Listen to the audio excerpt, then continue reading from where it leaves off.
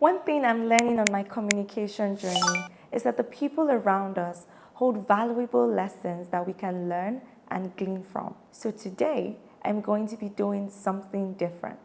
I will be asking someone some rapid questions around career and communication lessons that we can actually learn from.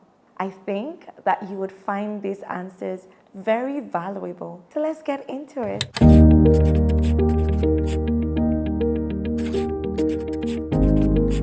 My first question is, what is one communication habit that you have developed that has had the biggest impact on your career? That's a very interesting question. The short answer is pauses. Learning to use pauses, well, we call them micro pauses. When we speak and we're not conscious about the fact that we have the ums and ahs in our speeches, and I've realized that these things affect your credibility. And I learned that very early in my career, to be very conscious. There's someone I hold very dear, Indra Nui, who used to be the president and CEO of PepsiCo. She said that something that affected her in the first year in Yale was that she thought 2-3 times faster than she spoke, and because of that, she mumbled her words. And if there's anything that will sell you and set you apart at any level in your career, is the ability to tell a story and to sell yourself. And the first thing that you need to learn about being able to sell yourself is the ability to sound credible when you speak. And little changes here and there will make the biggest differences. Amazing. That's so insightful. Be conscious of pauses. Very important. Know when you're using the ums, the rs. Be conscious to replace them with silence. So lesson 1, be conscious and try as much as possible to make use of pauses. Question 2, if you could give a communication lesson to every young professional in the first 5 years of their career, what would it be? That's another interesting question. Well, there's 2 things, but the first thing that I will always tell people to learn how to do is to know how to tell a good story. You can never go wrong with being able to tell a good story. And I mean, I worked in consulting and I've worked in other parts of sector and industry. And if there's something I've learned, it's that the younger folk in the career ladder are usually the number crunchers. The older folk or the more mature folk are the ones who buy and sell, who bring in the clients, who transact. It's not because they cannot crunch the numbers. It's because they've learned how to tell stories and sell products. And so you've got to understand that there's a lot of data around you today. Every young professional should learn how to connect the dots, how to paint the picture. But more importantly, they need to learn how to tell a story of that picture that they've painted. Because ultimately, what you're doing when you communicate is to paint a picture in somebody else's mind. And of course, the second thing that you need to learn as a young professional is the ability to speak up quickly, make quick decisions, escalate quickly.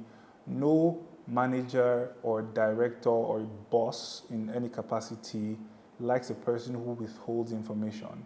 So when you get something, you learn to escalate quickly. Facebook's little red book says that the quick shall inherit the earth. And indeed, those who do things very fast, learn to fail fast and move forward very fast, will make it up the ladder faster. Amazing. Wow. Learn how to tell a good story. Learn how to connect the dots. Learn how to interpret the data and tell a powerful story with it.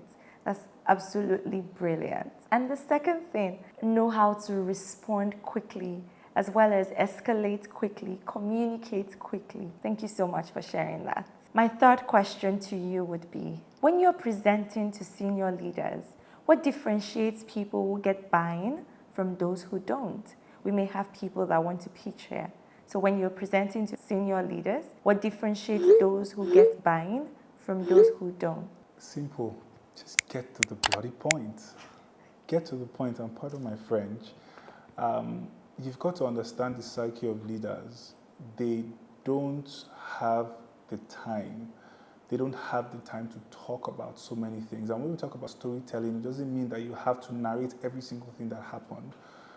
But you've got to understand the escalation criteria, what they call RAID log, who is responsible, who should be accountable and informed and consulted in making decisions.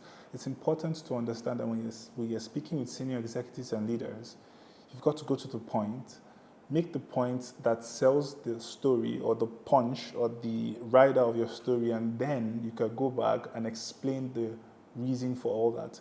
It's why when you see reports, you will always start with an executive summary. And the executive summary then goes back to detail every single thing that you need to know, and afterward, sell the story. Amazing.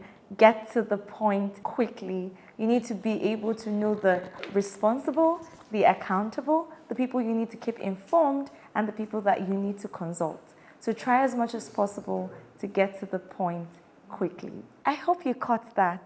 My friend just thought of something that a lot of us spend years learning the hard way. If there's one thing I will leave you with this week, it's this. Learn how to tell a good story and learn how to connect the dots. This is the kind of responses that you get from someone that has been in the room. So I hope that you found these valuable. So here's my question for you. Of everything he shared today, which of them hit hardest for you? Drop in the comments and tell me one communication habit you're working on right now. I'd love to read your replies. See you next week. Cheers.